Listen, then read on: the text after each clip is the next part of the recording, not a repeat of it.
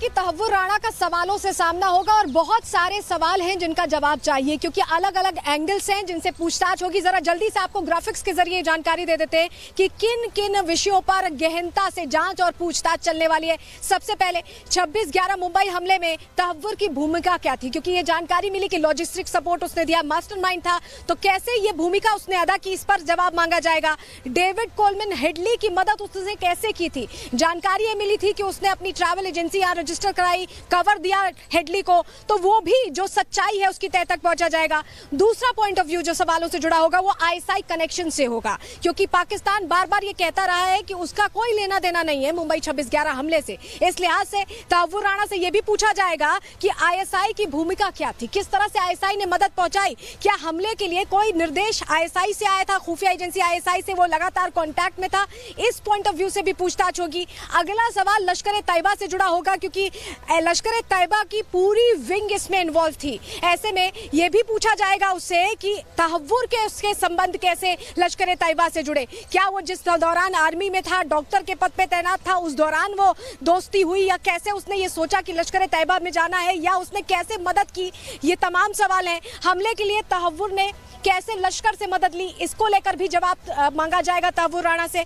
वहीं हमले की योजना को लेकर भी कई प्रश्न हैं, क्योंकि ये जानकारी मिलती है कि 11 से लेकर 21 तारीख तक वो यहीं मौजूद था, भारत में मौजूद था, और 26/11 का जो हमला हुआ उससे पहले 10 दिन तक वो भारत में मौजूद था। तो उस लिहाज से भी पूछताछ होगा कि मुंबई में हमले की योजना कहाँ बनाई गई थी, कहाँ मुलाकातें हुई थी, कौन कौन इन योजनाओं में शामिल था, किसके साथ ये प्लानिंग प्लॉटिंग की गई थी। और हमले के लिए पैसे और हथियार, ये सबसे बड़ा सवाल है, क्योंकि पैसे और हथियार मिलना, लॉजिस्टिक सपोर्ट मिलना यूं ही नहीं संभव है। इसके लिए बाकायदा ऐसा लगता है कि आईएसआई ने मदद की और इनपुट्स यही मिले थे, सूत्रों से जानकारी यही मिली थी कि ये आईएसआई की मदद से ही संभव हो पाया था। और अभी भी जो कोर्ट केस लड़ा जा रहा है उसके लिए भी फंडिंग, $1 मिलियन खर्च किए गए हैं, उसके लिए भी आईएसआई ने पैसा दिया है। और अब सारी सच्चाई निकलकर सामने आने वाली। हमारे सहयोगी जतिन हमारे साथ लगातार जुड़े हुए हैं। जतिन, अलग अलग पहलुओं पर सवाल किए जाएंगे। अभी हम दर्शकों को बता रहे थे ग्राफिक्स के जरिए कि क्या क्या पहलू हो सकते हैं, लेकिन सबसे बड़ी बात है कि आईएसआई के एक्सपोज होने का टाइम आ गया है। जो आर्मी अधिकारी उस समय पाकिस्तानी आर्मी में थे और वो मदद कर रहे थे, उनके एक्सपोज होने का टाइम आ चुका है,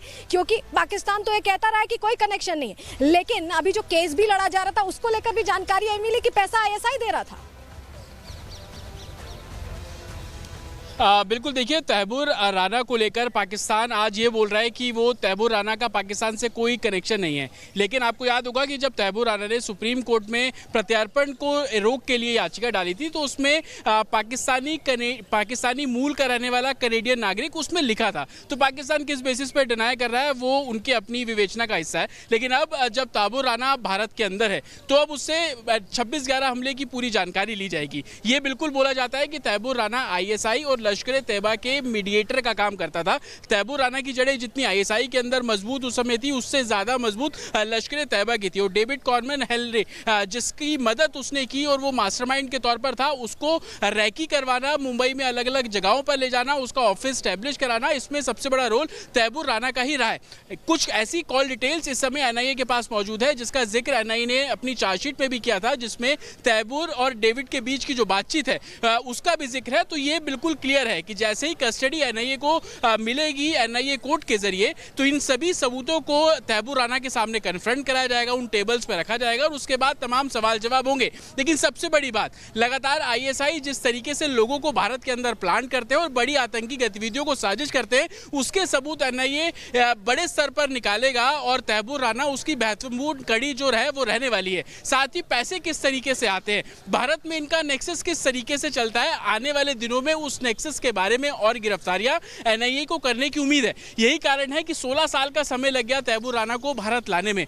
अब जब वो तहव्वुर राणा भारत आया है, तो कहीं ना कहीं आईएसआई का जो नेटवर्क भारत में फैला हुआ है, उसको कहीं ना कहीं तोड़ने की कोशिश, किस चेन के जरिए ये लोग काम करते थे, बहुत सारी लीड्स अभी एनआईए के सामने रखी हुई है। और यही कारण है कि एनआईए जब तहव्वुर राणा को एनआईए कोर्ट के अंदर पेश करेगी, तो ज्यादा से ज्यादा दिन की कस्टडी की मांग की जाएगी। कोशिश ये की जाएगी कि जितने दिन की कस्टडी मिले उसके सबूत तैमूर राणा से जुटाए जाए, जानकारी जुटाई जाए और आने वाले दिनों में आप देखेंगे भी कि एनआईए अलग अलग लोकेशंस पर रेड करेगी और वो इसी बेसिस पर होगा कि तैमूर राणा से आईएसआई और लश्कर तैयबा से जुड़े जो लिंक्स मिल रहे हैं उनको खंगाला जाएगा और उसकी तैयारी पूरे तरीके से, जिस तरीके से मैं आपको पीछे लगातार दिखा रहा हूँ, ये हेडक्वार्टर है एनआईए का, इसी की तीसरी मंजिल पर इन्वेस्टिगेशन सेल का सेटअप कर दिया गया है। आप इस बात का अंदाजा इससे लगाइए कि 12 लोगों की जो स्पेशल टीम बनाई गई है उनके पास पूरा क्वेश्चनएयर है। क्वेश्चनएयर ऐसा इस सवालों के जवाब में नहीं है, वो क्वेश्चनएयर दरअसल एनआईए की खुद की चार्जशीट है जो पिछले कई सालों में इन्वेस्टिगेशन एनआईए ने की है।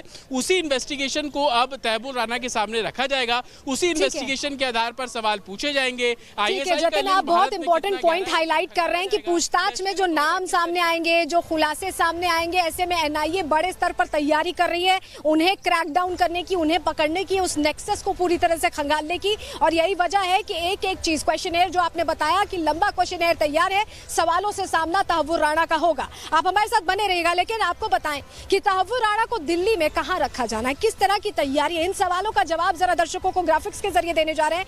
तिहाड़ जेल में पूरी तैयारी हो गई है, तहव्वुर राणा को वहीं रखा जाएगा, जब हाई सिक्योरिटी जेल में तिहाड़ में रखा जाएगा और भारत की सबसे हाई सिक्योरिटी जेल तिहाड़ ही मानी जाती है, ऐसे में वहीं रखने की तैयारी है। अंडा सेल इसके लिए तैयार किया गया है और इस सेल में देखिए इसकी खासियत है, ये बिल्कुल अलग थलग होता है और कई सारी सिक्योरिटी लेयर्स में होता है। बाकी कैदियों से तहव्वुर राणा को अलग रखना है और यही वजह है कि अंडा सेल तैयार रखी गई है। 2 लेवल सुरक्षा के इसमें होते हैं और इसके अलावा सुरक्षा घेरा और मजबूत होता है और अलग रखा जाता है। अंडा सेल के अंदर कोई सुख सुविधा मौजूद नहीं होती, कोई एक तरह से कहें कि ऐशो आराम की चीजें मौजूद नहीं होती, बेसिक चीजें भी नहीं होती हैं, सिर्फ बिस्तर होता है और उसी पर रहना होता है आरोपी को। और तहव्वुर राणा के लिए वही अंडा सेल यहाँ पर तैयार रखा गया है। तैयारी इस लिहाज से रखी गई है कि जब ले जाया जाए तो तिहाड़ जेल पूरी तरह से तैयार है। लेकिन अंडा सेल क्या होती है, चलिए थोड़ी और डिटेल आपको इस पे दे देते हैं, क्योंकि अंडा सेल तैयार है लेकिन क्या होती है अंडा सेल, आपके लिए जानकारी। खूंखार आतंकियों के लिए ही अंडा सेल बनाई गई है, डिजाइन की गई है। एक हाई सिक्योरिटी काल कोठरी होती है, उसका आकार अंडे जैसा होता है, इसलिए अंडा सेल बोला जाता है। अंडा सेल की चौड़ाई 6 फीट और लंबाई 8 फीट होती है, यानी सिर्फ एक इंसान के रहने की जगह है उसमें। अंडा सेल में बंद कैदी किसी को देख नहीं सकते, उनको उसी के अंदर रहना होता है, उसी के अंदर उन्हें पूरा समय काटना होता है और कुछ ही अधिकारियों की एंट्री यहाँ पर अलाउड होती है। यानी हर किसी, अगर देखें आप जेल में जो तैनाती होती है, हर किसी के लिए वो एक्सेसिबल भी नहीं होता, सिर्फ कुछ अधिकारी हैं जो वहां जा सकते हैं। सुरक्षा में लगे कर्मचारियों का पूरा रिकॉर्ड रखा जाता है और अंडा सेल की निगरानी में, आप समझिए ये बहुत इंपॉर्टेंट इंफॉर्मेशन है कि अंडा सेल की निगरानी में 35 से 40 पुलिसकर्मी तैनात रहते हैं। इस तरह की सुरक्षा रहती है, तो उस तरह के सुरक्षा घेरे में तहव्वुर राणा को रखना है। और हमारे साथ हमारी सहयोगी कोमल हमारे साथ सीधे जुड़ रही हैं पालम एबेस से, जहां पर लाया गया है तहव्वुर राणा को। कोमल, किस तरह की आप हलचल देख रहे हैं, क्योंकि कहा गया था 6 बजे से 7 बजे के बीच एनआईए दफ्तर आने की तैयारी, क्या हैंडओवर हो चुका है, क्या गिरफ्तारी का जो पूरा प्रोसीजर है वो पूरा हो चुका है, क्या जानकारी मिल रही है आपको?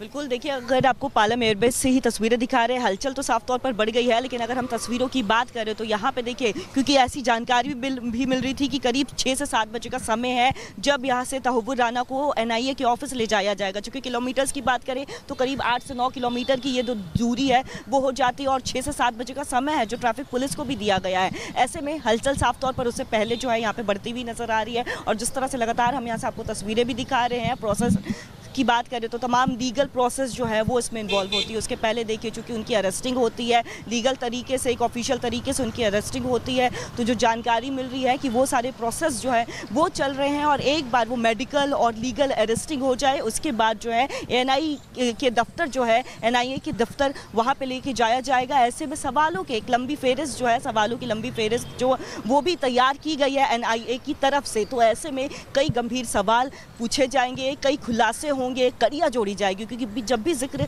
26 से 11 का होता है लोगों की आंखें पूरी तरह से गमगीन हो जाती है। तमाम सवाल जो है लोग भी पूछते हैं कि आखिर इतने बड़े शहर में इस तरह से धमाका हो जाता है, उसका मास्टरमाइंड, लगातार लोगों की भी ये मांग थी, जो जिनके घर वाले शहीद हो गए थे उनकी ये मांग थी कि इसे पकड़ा जाए, इसके मास्टरमाइंड। ठीक है कोमल, जरा हम तस्वीर यहाँ एनआईए दफ्तर की दिखाना चाह रहे हैं, आपके पास हम वापस लौट रहे हैं। देखिए यहाँ पर सुरक्षा और कड़ी की जा रही है, जरा तस्वीर दिखा दीजिए। तस्वीर देखिए, यहाँ पर अब सुरक्षा और कड़ी की जा रही है। आप यहाँ सुरक्षा कर्मियों की तैनाती बढ़ते देख रहे हैं और अभी क्योंकि कहा जा रहा है कि 6 से 7 बजे का समय है और ऐसे में आधा घंटा ही बचा है। आप देखिए यहाँ पर मुस्तैदी और बढ़ा दी गई है। जो सुरक्षा कर्मी हैं उनकी संख्या भी यहाँ बढ़ा दी गई है। आपको तस्वीर हम दिखा रहे हैं, ये NIA दफ्तर के बाहर की तस्वीर है और हलचल यहाँ भी बढ़ रही है। जितना आप वहाँ पर देख रहे हैं कि पालम एयरबेस पर हलचल तेज है, यहाँ भी हलचल तेज है। सुरक्षा कर्मियों की तैनाती यहाँ पर बढ़ा दी गई और इसी बीच बड़ी खबर आ रही है, उसका रुख कर लेते हैं। बड़ी जानकारी मिल रही है, अनुराग ठाकुर ने बड़ा बयान दिया है भारत लाए जाने को लेकर। उन्होंने सीधे सीधे कांग्रेस पर सवाल खड़े किए, निशाना साधा है कि कांग्रेस हाथ पर हाथ धरे बैठी थी और मोदी सरकार विदेश की धरती से